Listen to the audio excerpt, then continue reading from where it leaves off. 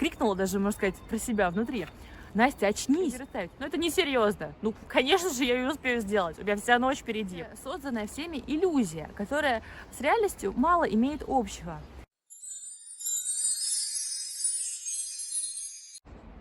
Друзья, привет! Недели 3 назад мне выпало сделать огромный письменный перевод, переводище. Обычно я занимаюсь только устным переводом, но тут мой любимый заказчик попросил меня сделать письменный, и я не могла отказаться.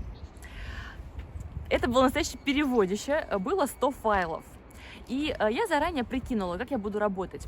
Сроки были довольно жесткие, 15 дней. Я решила себе выходные не выделять, потому что у меня давно уже стерлась граница между выходными и рабочими днями. Работу я свою люблю, и она у меня как праздник действительно, и какие-то лишние отдельные выходные мне не нужны. Но я решила выделить 5 дней на устные всякие проекты, срочные дела и так далее. В итоге получилось 100 файлов, 10 дней. По 10 файлов в день. По моему идеальному плану я должна была накануне дня X к вечеру все перевести, все проверить и выслать заказчику. Идеально. Я начала работать.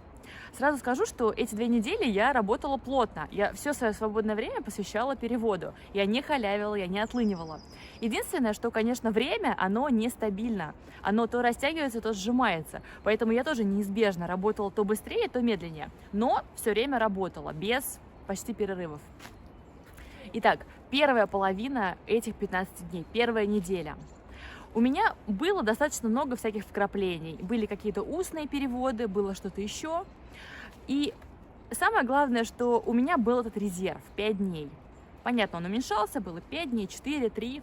Но все равно мне было как-то относительно спокойно. И я шла по плану. Все у меня было под контролем, согласно моему плану. Я ничего себе не отмечала как-то письменно, сколько я всего перевожу. Я устно как-то об этом думала. Понятно, что когда делаешь в уме, то забываешь, какая-то информация уходит. Я не могу точно сказать, сколько я тогда делала. Но постфактум, конечно, говорю, что 10 файлов в день я не сделала тогда ни разу. Но все равно у меня был какой-то запас, все было отлично. Хорошо. Время шло и пришло ко второй половине 15 дней, ко второй неделе. Тут уже и запас мой истощился, и вообще каждый день уровень адреналина стал увеличиваться. Я отказалась от какого-то устного проекта, потому что мне было жалко времени, и стала более сфокусированно заниматься письменным переводом.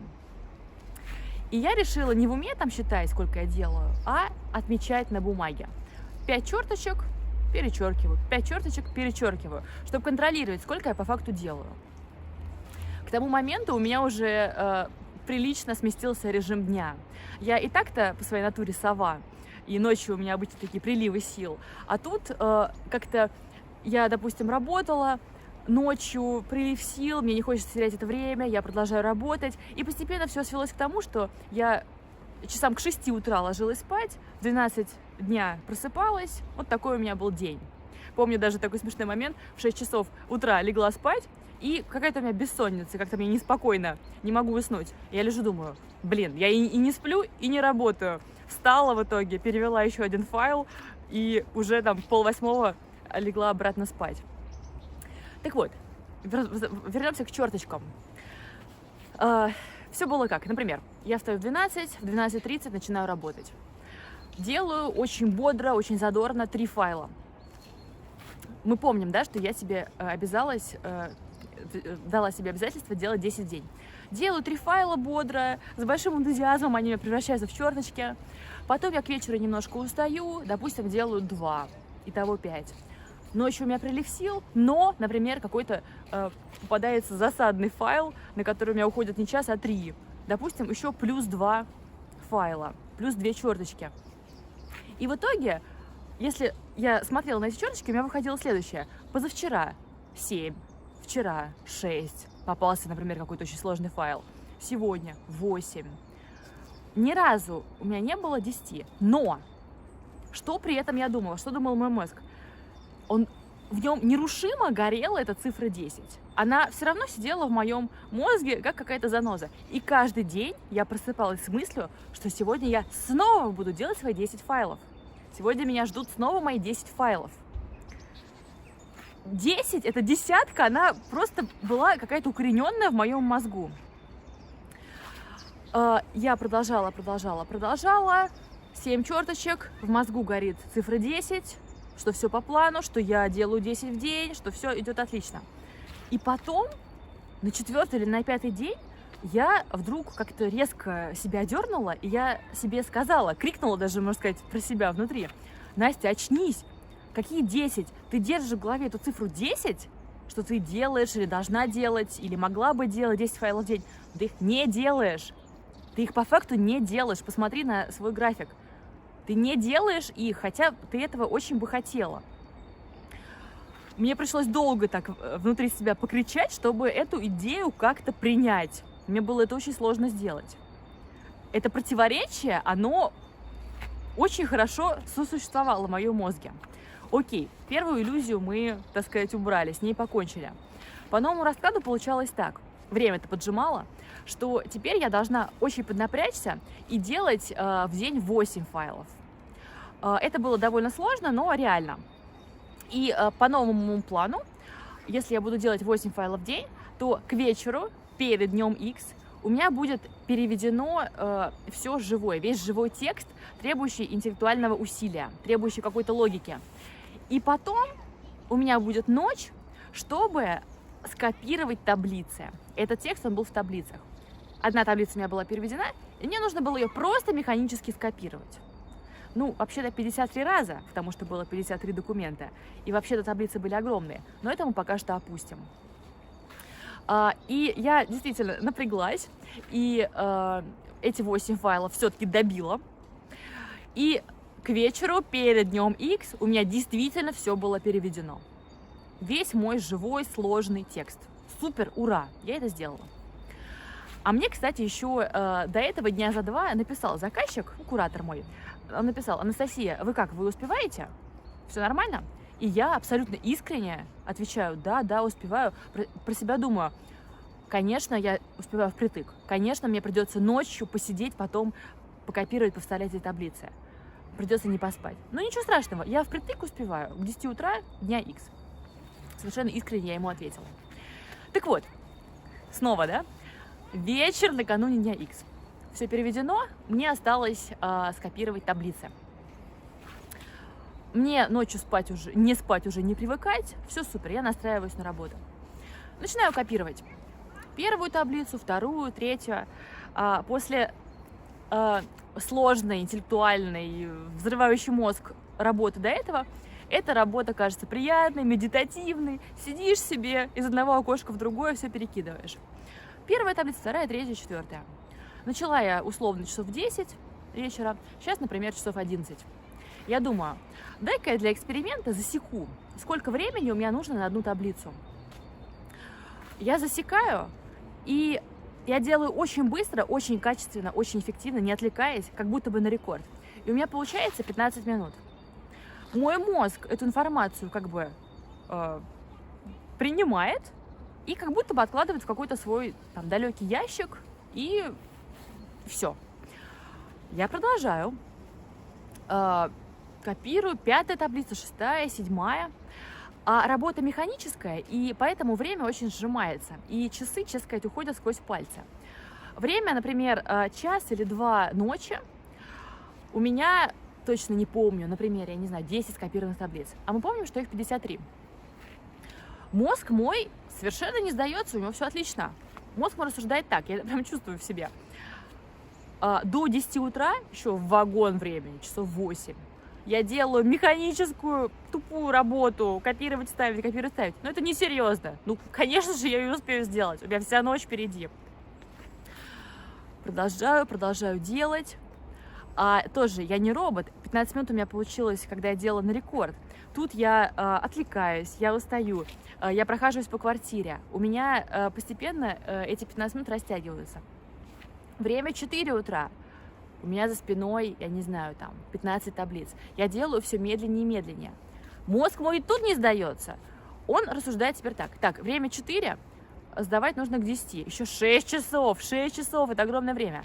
Ладно, все я сделать не успею. Я сделаю львиную долю, а потом уже там оставшиеся 5 таблиц доделаю по ходу. Так я рассуждаю. Совершенно удивительно. Время 9. У меня сделано действительно 20 таблиц. Тут уже, невозможно, да, уже что-то себе придумывать, и я понимаю, что я не успеваю. Я пишу об этом своему, соответственно, куратору, говорю, что я пришлю все, что у меня сделано, а то, что не сделано, механическая работа, я это пришлю в течение дня. Он мне пишет: без проблем, Анастасия, конечно, вообще без проблем. Мозг мой при этом себе придумал, что он это все сделает до 3 часов дня, в течение дня.